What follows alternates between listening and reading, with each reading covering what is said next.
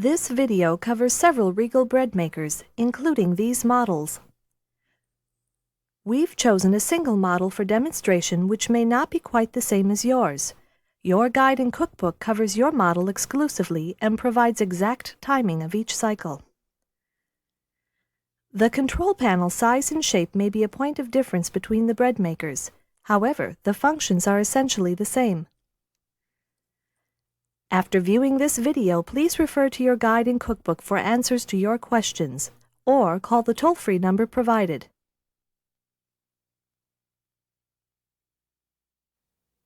I'd like to thank you for purchasing a Regal automatic bread maker and welcome you to machine bread baking. With your Regal bread maker, you'll now be able to enjoy the homemade goodness of freshly baked bread without the time-consuming hassle of hand mixing and kneading, and without all that messy cleanup. During the course of this video, you'll learn step by step how to use your bread maker. You'll also receive many time-saving tips and hints that have been gleaned from years of research in our test kitchens. Now, this video is a supplement to the guide and cookbook that came with your bread maker. You'll want to read it thoroughly before you bake your first loaf. To help you get acquainted with your new bread maker, I'll walk you through the process of making a loaf of basic white bread. This will cover the proper techniques of measuring your ingredients, using the digital control panel on your bread maker, and recognizing the proper dough consistency and how to correct any problems that may occur. Knowing this basic information will enable you to use all bread settings with confidence, and you'll feel more comfortable experimenting with your own recipes. First, you'll want to wash out the bread pan with soapy water. Be careful not to submerge the outer shaft in the water, since this may, over time, cause a mineral buildup to form and may interfere with the mechanics and heat sensors of the bread maker. Now you're ready to add the ingredients. Now, it's important to use the right ingredients and measure accurately. Using a soup spoon in place of a tablespoon practically guarantees inconsistent results. Now, let's make sure we have everything we need to get started. You'll need dry measuring cups, a liquid measure and measuring spoons, along with a straight-edge spatula or utensil. Now, we're going to start with a classic white bread recipe found in your guide and cookbook. It calls for 8 to 9 ounces water, 1½ teaspoons salt, 2 tablespoons butter or margarine, 3 cups bread flour, 2 tablespoons dry milk, 1 tablespoon sugar, 2½ teaspoons active dry yeast. Since the temperature of ingredients is one of the variables that can affect your bread quality, you want them to be at room temperature. The cookbook contains a number of shortcuts that will allow you to go from the refrigerator to the bread pan in practically no time at all. Always add the ingredients in the sequence listed in the recipe. Now, the first ingredient is the liquid, usually water or milk, but fruit juices or purees can also be used. Now, I want to stress how important it is to be accurate in your measuring. When you're measuring the water or any liquid, you need to measure the cup at eye level to be certain you're hitting the mark. Set the cup on the counter and bend down to clearly see the actual level. You'll notice that the recipe calls for 8 to 9 ounces of water. This is because there are several variables that may affect how much water is needed. Begin by using 8 ounces of water, and we'll adjust the recipe if necessary during the kneading cycle. Adjusting each recipe will become easier once you have a general idea how it's done and what the dough should look like. Now we'll add the salt to keep it away from the yeast. Even though salt adds flavor to bread, it slows down the yeast action, which will affect the rising of the loaf. Now, when measuring dry ingredients, fill the measuring cup or spoon to overflowing, then simply level it off. It's best to do your measuring away from the pan to avoid accidentally spilling extra ingredients into the bread pan.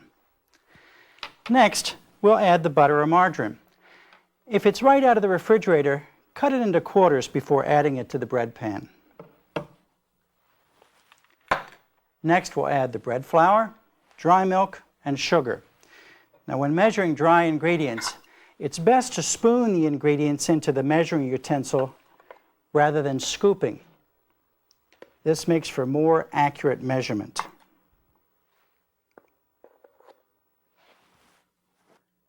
Before adding the yeast, make a small well in the middle of the dry ingredients, like so. This will allow the yeast to remain dry until the machine begins kneading.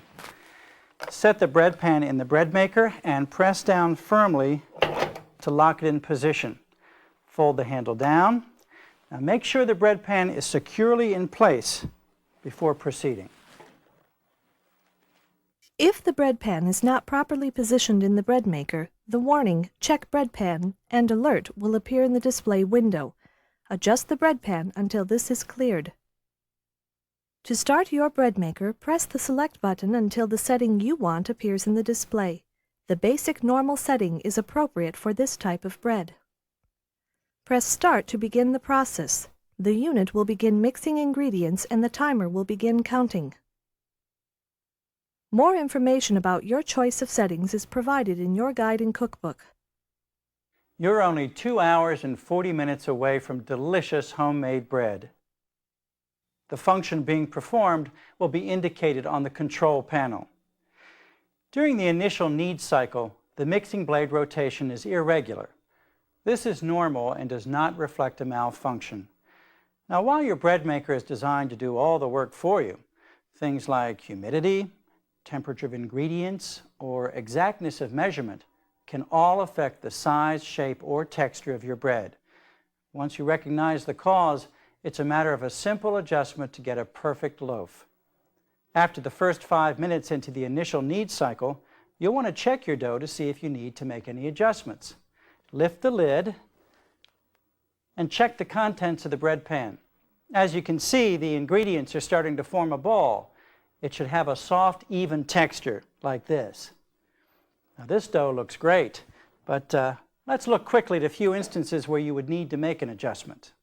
If your bread maker begins to knock while kneading, or the dough ball is dense and irregularly shaped, the dough is too dry. A dough that is dry will yield an uneven or irregular top, possibly cracked, and the finished loaf will be short. Not exactly what we're looking for. But if you make a simple adjustment, your loaf will be a success. Let me show you how. If you do hear a knocking sound from your bread maker, or your dough ball looks like this, simply add warm water, 1 tablespoon at a time, until the dough looks soft and smooth like this.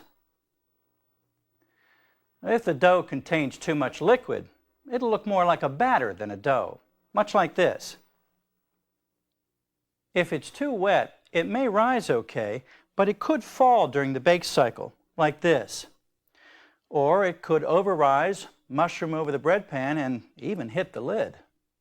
So if your dough looks too wet and sticky, add 1 tablespoon of flour at a time until the dough forms a soft, pliable ball. After each addition of flour or water, let it mix a minute or so to see what effect it has on the dough before adding more. Now, once you've made any adjustments, close the lid and let the machine continue. After the knead cycle is complete, the first rise begins. Notice how the dough ball looks after it finished kneading. It's soft enough to slowly relax towards the corners of the bread pan. Now, before the bread is actually baked, the dough will be punched down and allowed to rise to its final shape. While the bread is baking, you'll want to be careful. The cover of the machine is hot and steam may escape from the lid vent during operation. Now, when the baking is finished, the buzzer will sound. The bread machine will keep warming for 1 hour after baking is completed, which may change the crust texture. For a less soft crust, remove the bread as soon as possible. Press the stop button to turn off the warmer, and carefully open the cover. Using a pot holder, pull the bread pan straight up. Hold the bread pan upside down and gently shake it. The bread should easily slide out. If the bread cannot be removed easily, just turn the bread pan over and turn the drive shaft back and forth. But be careful, the shaft will be hot. Every once in a while, the kneading blade may come out with the bread. You can use a plastic or wooden utensil to remove it. But remember, that kneading blade will be hot, so don't try to remove it with your bare hands. Once you have the loaf out of the bread pan, let it cool on the rack. When it's cool, store it in a plastic bag. Avoid storing it in the refrigerator. That will dry it out more quickly. One of the really great things about machine bread making is the tremendous versatility you have for custom tailoring recipes to your taste or nutritional needs. For instance, you can use practically any liquid in all recipes. You can experiment with fruit juices, fruit purees, or even beer. Or try different oils in place of butter or margarine. But you'll want to refer to your guide and cookbook for additional information and helpful hints before you start experimenting. Another great thing is the cleanup. In most cases, it's almost non-existent. Once you let the bread maker cool down, simply wash the non-stick pan and the kneading blade with warm sudsy water and you're ready for your next loaf. Now, if the kneading blade sticks to the shaft inside the bread pan, just pour some warm water in the pan and let it soak 10 to 15 minutes until the blade easily slides off.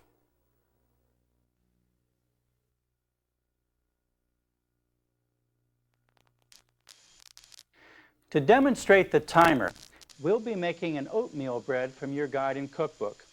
When you're using time bake, it's really important to add the ingredients as listed. Liquids first, then dry ingredients. The last thing you'll be adding is the yeast. Now, it's vital that it be kept dry and away from salt and liquids until the bread begins to mix and knead. To achieve this, we carefully added the salt to the bread pan before the other dry ingredients. When it's time to add the yeast, remember to make a small indentation in the middle of the mound of dry ingredients for the yeast as demonstrated before. This will keep it dry until the machine begins mixing. When using the timer, it's important that you don't use fresh ingredients like milk, eggs, fruit, or vegetable purees that could spoil while sitting for long periods. When you're through adding the ingredients, press the select button for the cycle desired. To set the timer on your bread maker, first check to make sure that the time on your display is correct.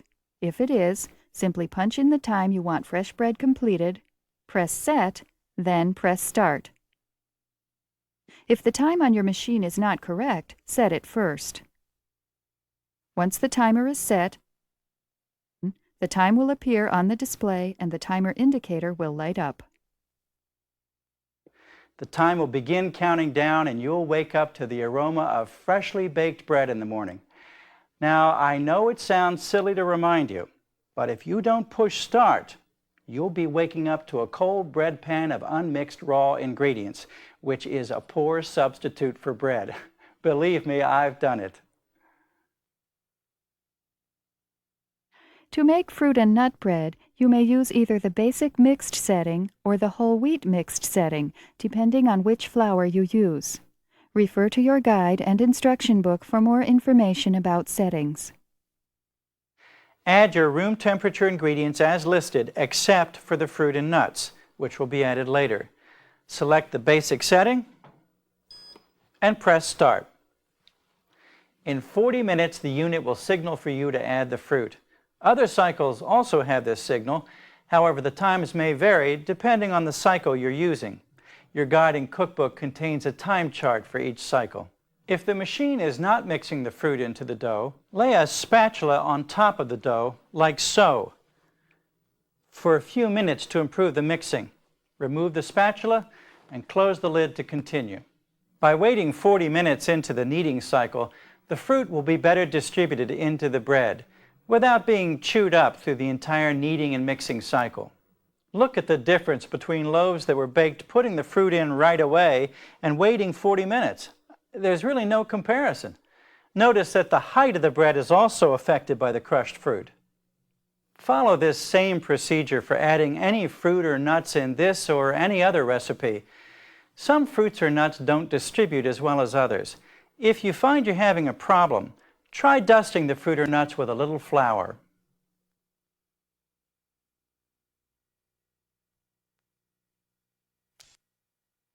The dough cycle allows you to prepare dough for anything from dinner rolls to cinnamon rolls, even pizza dough, all ready for hand shaping and conventional baking. Here, we've made pizza dough from your guide and cookbook. Pat the dough into a greased 12 by 15-inch jelly roll pan or a 12-inch round pizza pan. We're going to use a traditional pizza pan.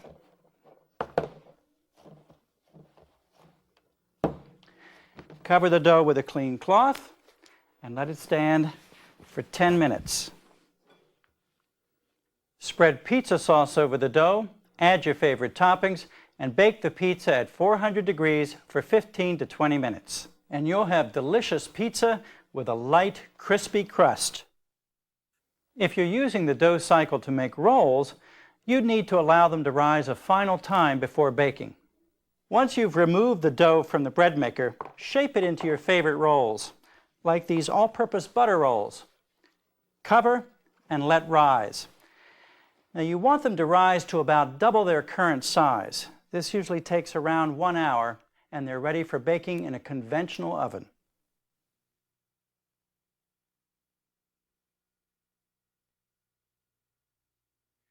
You can also use the dough cycle to make pasta, quickly and easily.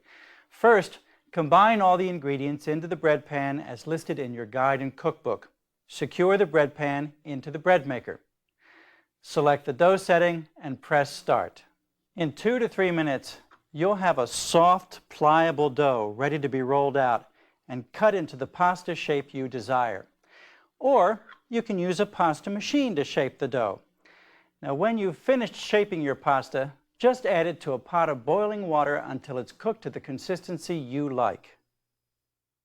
Knowing how to use the basic setting covered in this video will allow you to easily use the remaining settings, including variety bread, French bread, rice, and jam. These cycles are covered in detail in your guide and instruction booklet. You'll want to read the information thoroughly before using the settings. A reflector pan is included with your bread maker for use in making bread and jam. Also, a bread pan cover is included for use in making rice. Refer to your guide and instruction book for tips on using these tools. I hope that this video, along with a handy user's guide, will help you get the most out of your Regal bread maker. There are hundreds of different recipes that can be made. Our recipe book only provides a small sample. I encourage you to be creative and experiment. If you run into a problem or have a question that wasn't covered in the book or this video, please call our Test Kitchens toll-free at 1-800-998-8809 to talk to one of our bread-making experts. Once again, thank you for purchasing a Regal automatic bread maker. Enjoy!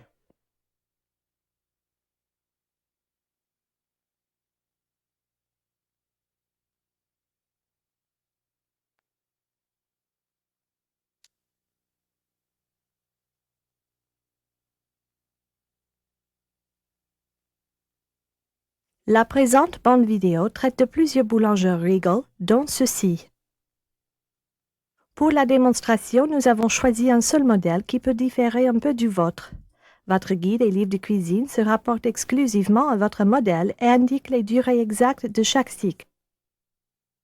La grandeur et la forme du panneau de commande peuvent aussi différer suivant le boulangeur. Les fonctions sont essentiellement les mêmes. Après avoir visionné cette bande vidéo, veuillez vous reporter à votre guide et livre de cuisine pour y trouver les réponses à vos questions ou composer le numéro sans frais fournis. J'aimerais vous remercier d'avoir acheté un boulangeur automatique Regal et vous initier à l'art de faire du pain à la machine. Avec votre boulangeur Regal, vous pourrez savourer du pain maison tout chaud, sans l'inconvénient de longues opérations manuelles de malaxage et de pétrissage, ni de nettoyage désagréable. En regardant cette bande vidéo, vous apprendrez étape par étape comment utiliser votre boulangeur. Vous obtiendrez de nombreux conseils qui vous feront gagner du temps en profitant ainsi du fruit d'années de recherche dans nos cuisines d'essai. Cette bande s'ajoute aux guides et livres de cuisine qui accompagnent votre boulangeur. Lisez-le attentivement avant de cuire votre premier pain. Pour vous aider à vous familiariser avec votre nouveau boulangeur, je vais vous montrer comment préparer un pain blanc de base. Vous apprendrez à appliquer les techniques de mesure des ingrédients, à utiliser le panneau de commande numérique, à reconnaître la bonne consistance de la pâte et à régler tout problème éventuel. Ces connaissances vous permettront d'utiliser avec assurance les réglages de pain.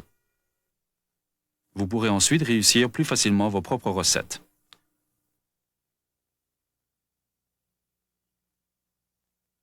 Tout d'abord, lavez le moule à pain avec de l'eau savonneuse. Veuillez à ne pas submerger l'axe extérieur dans de l'eau, car cela risquerait à la longue de former une accumulation de minéraux et entraverait le mécanisme et les capteurs du boulangeur. Vous allez ajouter les ingrédients. Il importe d'utiliser les ingrédients qu'il faut et de les mesurer avec précision. L'échec vous attend si vous utilisez une cuillère à soupe au lieu d'une cuillère à table. Avant de commencer, assurez-vous d'avoir tout apporté de la main. Des tasses à mesurer, des ingrédients secs, une mesure à liquide et une spatule ou autre ustensile à bord droit. Commençons par la recette de pain blanc de base, figurant dans votre guide et livre de cuisine. Cette recette exige 8 à 9 onces d'eau, 1,5 cuillère à thé de sel, 2 cuillères à table de beurre ou de margarine, 3 tasses de farine à pain, 2 cuillères à table de lait en poudre, 2 cuillères à table de sucre, 3,5 cuillères à thé de livre sèche active. Comme la température des ingrédients peut influer sur la qualité de votre pain, maintenez-les toujours à la température ambiante. Le livre de cuisine vous signale plusieurs raccourcis qui permettront de passer en un rien de temps du réfrigérateur au moule à pain. Ajoutez toujours les ingrédients dans l'ordre indiqué dans la recette. Le premier ingrédient est le liquide, en général de l'eau ou du lait. Mais des jus ou des purées de fruits peuvent aussi être utilisés. Il est très important de mesurer avec précision. Pour bien mesurer l'eau ou tout autre liquide, les yeux doivent se situer au niveau de la tasse pour être certain d'atteindre la marque. Posez la tasse sur le comptoir et baissez-vous pour bien voir le niveau de l'eau. Vous remarquerez que la recette exige 8 à 9 onces d'eau. C'est qu'il existe plusieurs variables qui peuvent influer sur la quantité d'eau nécessaire. Commencez par utiliser 8 onces d'eau. Si nécessaire, plus tard dans le cycle de pétrissage, vous ajusterez la recette. Avec un peu de pratique, cette opération vous deviendra plus facile car vous saurez comment faire et comment la pâte doit avoir l'air. Ajoutez maintenant le sel à l'écart de la levure. Le sel rehausse la saveur du pain, mais il ralentit l'action de la levure, ce qui nuit à la levée du pain. Pour mesurer les ingrédients secs, remplissez la tasse ou la cuillère à mesurer jusqu'à ce qu'elle déborde. Puis, nivelez-la avec une spatule à bord droit. Il est préférable d'effectuer vos mesures à l'écart du moule, afin d'éviter d'y renverser accidentellement des ingrédients. Ensuite, ajoutez le beurre ou la margarine. Si vous venez de sortir cet ingrédient du réfrigérateur, coupez-le en morceaux avant de l'ajouter au moule. Puis ajoutez la farine à pain, le lait en poudre et le sucre. Pour mesurer les ingrédients secs, il est préférable de les mesurer à la cuillère dans l'ustensile à mesurer au lieu de remplir directement l'ustensile. Les mesures en seront plus précises.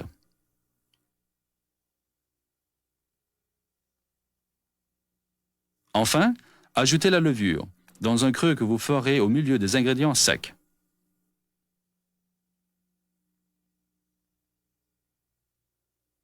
La levure pourra ainsi rester sèche jusqu'à ce que l'appareil commence à pétrir. Insérez le moule dans le boulangeur et pressez-le vers le bas pour qu'il s'enclenche en place. Avant de continuer, assurez-vous que le moule est bien fixé. Si le moule à pain n'est pas placé correctement dans l'appareil, les avertissements Check Bread Pan et Alert vont apparaître à l'affichage. Ajustez le moule à pain jusqu'à ce que ces indications disparaissent. Pour mettre le boulangeur en marche, pressez le sélecteur jusqu'à ce que le réglage désiré apparaisse à l'affichage. Le réglage Basic Normal convient à ce genre de pain. Pressez la touche Start pour commencer le processus. De plus amples détails sur le choix du réglage est donné dans votre guide et livre de cuisine.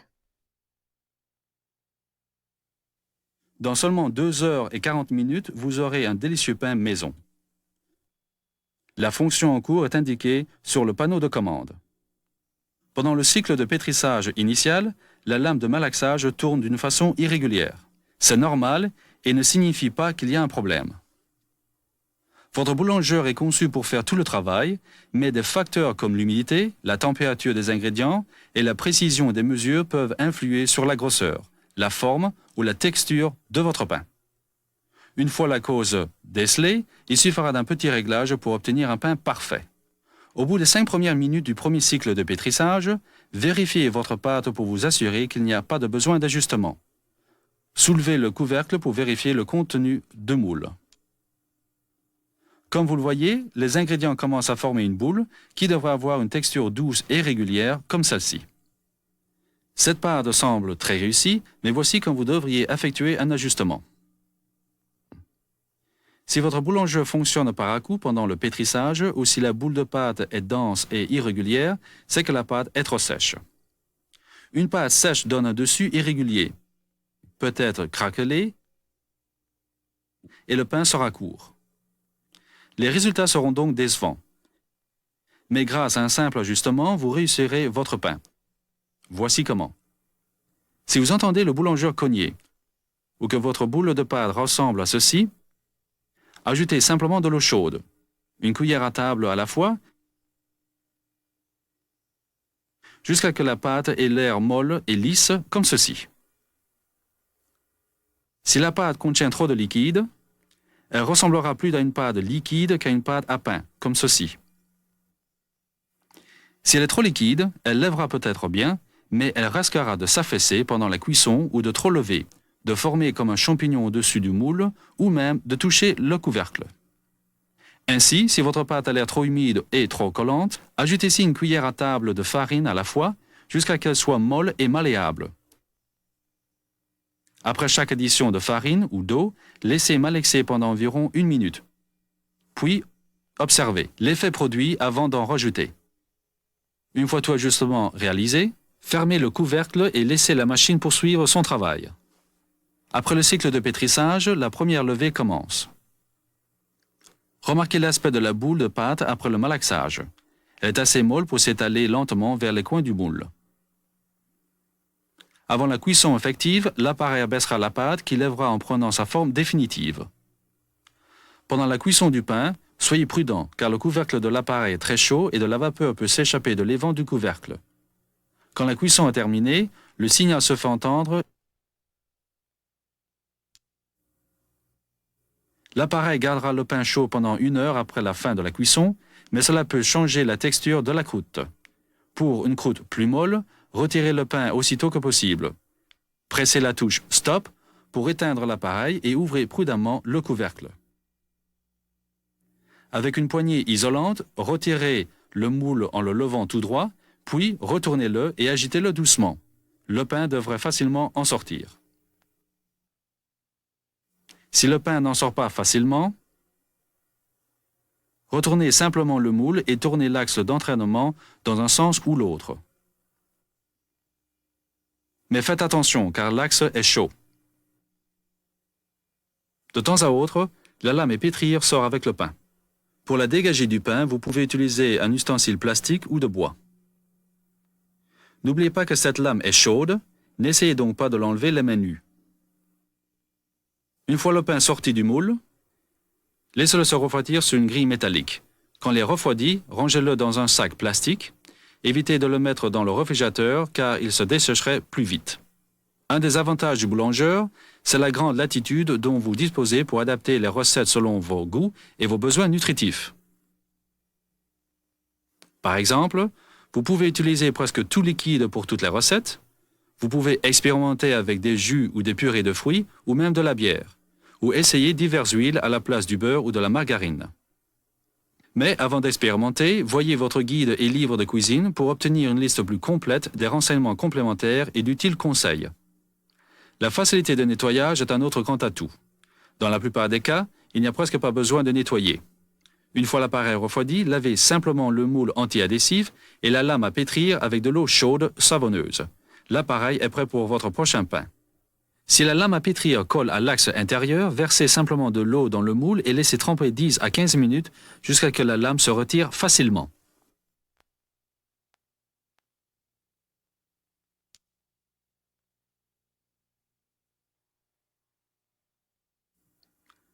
Pour faire la démonstration de la minuterie, réalisons un pain de farine d'avoine de votre guide et livre de cuisine. Pour la cuisson suivant la durée, il est très important d'ajouter les ingrédients comme ils figurent dans la recette, d'abord les liquides, puis les ingrédients secs. Le dernier ingrédient ajouté, c'est la levure. Vous devez absolument la garder sèche et loin du sel et des liquides, et ce, jusqu'au malaxage et au pétrissage. Pour cela, mesurez avec soin le sel et placez-le dans le moule avant les autres ingrédients secs. Au moment d'ajouter la levure, n'oubliez pas de faire un creux au milieu des tas d'ingrédients, comme on l'a déjà vu. Logé dans ce creux, la levure restera sèche jusqu'à ce que l'appareil commence à malaxer. Avec la minuterie, n'utilisez surtout pas d'ingrédients frais comme du lait, des œufs, des purées de fruits ou de légumes qui pourraient s'abîmer en reposant pendant de longues périodes. Quand vous aurez fini d'ajouter les ingrédients, pressez la touche de sélection du cycle désiré. Pour régler la minuterie du boulanger, assurez-vous d'abord que l'horloge a été mise à l'heure. Si l'horloge ne montre pas le juste, mettez-la d'abord à l'heure. Ensuite, entrez simplement l'heure à laquelle vous voulez que le pain soit prêt. Quand la minuterie a été programmée, son réglage apparaît à l'affichage et son voyant s'allume. Pressez Start. Le matin, à votre réveil, vous sentirez l'arôme d'un pain fraîchement cuit. Vous trouverez curieux que je vous rappelle ceci, mais si vous ne pressez pas Start, vous vous retrouverez à votre réveil devant un moule rempli d'ingrédients bruts et non mélangés. Et c'est loin d'être aussi alléchant que du pain chaud. Croyez-moi, car cela m'est arrivé. Pour frire du pain avec des fruits et des noix, vous pouvez utiliser le réglage Basic ou Whole Wheat, selon la farine utilisée. Voyez votre guide et le livre de cuisine pour les plus amples détails à ces réglages. Ajoutez vos ingrédients à la température ambiante comme il figure dans la recette, mais sans les fruits ni les noix, que vous ajouterez plus tard. Sélectionnez le réglage Basic et pressez la touche Start. Dans 40 minutes, l'appareil vous signalera le moment d'ajouter les fruits. D'autres cycles émettent aussi ce signal, mais les durées varient selon le cycle utilisé. Un tableau des durées figure pour chaque cycle dans votre guide et livre de cuisine. Si l'appareil n'incorpore pas les fruits à la pâte, appliquez une spatule sur le haut de la pâte, comme ceci, pendant quelques minutes pour améliorer le malaxage. Enlevez la spatule et fermez le couvercle pour continuer. En incorporant les fruits qu'au bout de 40 minutes du cyclage de pétrissage, vous les répartirez mieux dans le pain, sans les faire mâcher pendant tout le cycle de pétrissage et de malaxage. Regardez la différence entre un pain préparé en mettant les fruits dès le début et un autre préparé en les mettant au bout de 40 minutes. Il n'y a pas de comparaison. Remarquez que la hauteur du pain est aussi modifiée par les fruits écrasés. Procédez demain pour ajouter tout fruit ou toute noix à cette recette ou d'autres recettes. Certains fruits et certaines noix ne se répartissent pas aussi bien que d'autres. Si vous rencontrez ce problème, essayez de saupoudrer de farine les fruits ou les noix.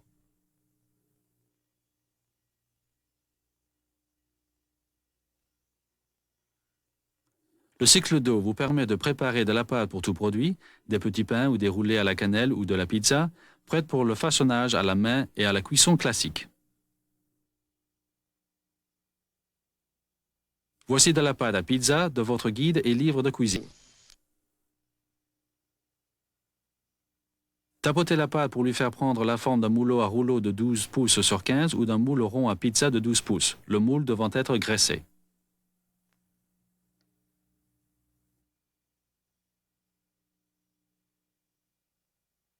Recouvrez la pâte d'un linge propre et laissez-la reposer pendant 10 minutes. Étalez la sauce à pizza sur la pâte, ajoutez votre garniture préférée et faites cuire la pizza à 400 degrés Fahrenheit pendant 15 à 20 minutes. Et voilà une délicieuse pizza à la croûte légère et croustillante. Si vous utilisez le cycle d'eau pour faire des petits pains, laissez-les lever encore une fois avant la cuisson. Quand vous enlevez la pâte du boulangeur, donnez-lui la forme de vos petits pains préférés comme ces petits pains au beurre, qui lèvera en prenant sa forme définitive. D'ordinaire, cela prend environ 1 heure et ils sont prêts à cuire dans un four classique.